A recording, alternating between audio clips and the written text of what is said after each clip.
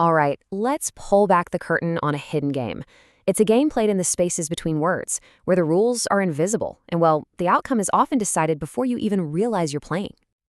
We're taught that attraction is just chemistry, a spark, something magical and uncontrollable that just happens. But that's not the whole story. Not even close. Because sometimes that magnetic pull you're feeling, it isn't fate at all. It's architecture, a blueprint, meticulously designed to guide you down a very, very specific path. And that's what this explainer is all about. We're going to expose that psychological blueprint, what we're calling the Marionette's Gambit. But let's be crystal clear about something. This is not a how-to guide. Think of this as a threat assessment. We're handing you the enemy's playbook, not so you can run their plays, but so you can spot them from a mile away and build your defense. Okay, first things first, we have to understand the battlefield. Because where you see a normal interaction, courtship, connection, the manipulator sees combat, a silent psychological war that's fought in glances, pauses, and unspoken words. So, the Marionette's Gambit, what is it really? It's a sequence of psychological tactics, and they're designed to do one thing: completely bypass your logical mind. They aim to trigger those gut-level instinctual responses, to manufacture the feeling of a connection that feels, once in a lifetime. Look, society hands us this playbook for getting to know someone, right? Be polite, show respect, be kind. Well, the manipulator takes that playbook, and they weaponize it. They see those rules not as guidelines for decency, but as vulnerabilities to be exploited. They get that deep attraction isn't negotiated with niceness. It's triggered. And society's rules? They're just the perfect bait for their trap. And the ultimate goal for them? It's to construct a reality where your choice feels like destiny. It just happened. That phrase becomes the target's mantra. And when you hear it, that's the sign of a successful gambit. It means responsibility has been erased, defenses have crumbled, and the target truly believes they're being pulled by fate, not pushed by a meticulous, calculated plan. So how in the world is this reality even built? Well, the manipulator almost never shows you their true self. That person is totally irrelevant. Instead, they perform. They deploy these engineered personas, these psychological archetypes that are specifically designed to sidestep your logic and speak directly to your primal brain. First up, you've got the provocateur. This archetype just thrives on ambiguity. They won't give you a clear answer, they'll give you a riddle. They create these story gaps that your brain just desperately wants to fill in, and this forces you to think about them constantly, piecing together clues with your own fantasies, until you're not even addicted to them, you're addicted to solving the puzzle of who they are. Then there's the rebel. This persona creates attraction through disruption. They'll break small social rules, define norms, project this aura of controlled chaos. It's all a very calculated performance. Because the primal part of our brain doesn't see this defiance as rude. It sees it as powerful. It literally reads rule-breaking as dominance, and that can trigger a really deep-seated attraction.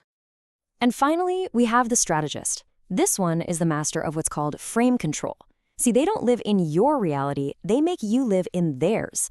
If you test them, they don't get defensive, they just redefine the entire situation. They reframe everything until they become the center point, the source of truth. And slowly, bit by bit, the target starts seeing the world through their lens, adjusting their own perceptions to fit the manipulator's frame. Now, it is absolutely crucial to understand this. These aren't real personalities. They are tools. They're psychological hacks deployed with cold, calculating precision to get a very specific reaction out of you. Okay, so we've seen the masks they wear. Now let's look at the actual moves they make. Because they don't just have conversations, they run operations. And there's often a sequence to these operations. It might start with disqualification, a playful joke, or a bit of light rejection that just knocks you off balance and instantly flips the power dynamic. Then comes the push-pull. A cycle of intense warmth followed by sudden, confusing distance. This creates an emotional roller coaster that can literally make your brain chemically dependent on the highs. Next is qualification, where the manipulator cleverly makes the target prove their worth, subtly forcing them to justify themselves and invest more energy. And all the while, underneath everything is Kino escalation, small incremental touches. Every single touch that's accepted is like a silent test of compliance, slowly lowering the barriers for whatever comes next. Which brings us to the end game. Because look, these personas and maneuvers, they aren't about a single night or a temporary conquest. There is a much deeper, more permanent objective at play here. You see, the real victory for the manipulator isn't the seduction itself. It's the psychological echo it leaves behind. The goal is to install themselves inside the target's mind, to become an unforgettable ghost that no future partner can ever compete with. And this imprinting is done with some pretty specific methods. First, they create intense emotional spikes. They'll mix moments of perceived danger with sudden softness, a combination our brain is wired to sear into long-term memory. Then, the sexual breakthrough is framed not as a mutual act, but as the target's first real surrender, which creates a powerful psychological anchor. After that, they focus on raising standards. They engineer such an intense dramatic connection that normal, healthy behavior from anyone else just feels weak and boring by comparison. And finally, the clean exit. They disappear at the absolute peak of desire, leaving the target permanently haunted, forever chasing a ghost they can never, ever catch.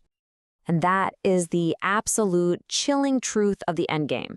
The target is left haunted by a connection that felt profoundly real, deeply meaningful, but was in fact completely engineered, from the very first word to the final silent goodbye. Now, I know hearing all of this can be pretty disheartening, but this is the part where we turn the tables. This final section is all about empowerment. It's about finding the fatal flaw in the gambit and learning how to make yourself completely immune. And here it is. Here's the great tragic irony. The person who becomes a master of these personas, who lives their entire life through these archetypes, they ultimately lose themselves. They just become a collection of masks, a hollow shell performing for an audience, with no authentic identity left underneath. It's a victory that cost them their own soul. Which brings us to the most important question of all. In a world where these tactics exist, how do you protect your mind, your heart, and your own reality? How do you stay sovereign? The answer, believe it or not, is surprisingly simple, but it's incredibly powerful. You don't try to win their game. You don't try to outmanipulate the manipulator. You simply refuse to play. And you do that by learning to see the strings of the puppet master. Because once you understand the blueprints, you can never unsee it. The personas, the maneuvers, the endgame, they all lose their power the second they're exposed. A magic trick is only captivating until you see how it's done, right? This knowledge, this awareness, that is your shield. So, what's the big takeaway here? This knowledge isn't meant to make you cynical or paranoid. It's meant to make you discerning. It's not a reason to fear connection, but a tool to help you find what's real and authentic. So, stay aware of the architecture. Stay sovereign in your own mind, and stay unmanipulated.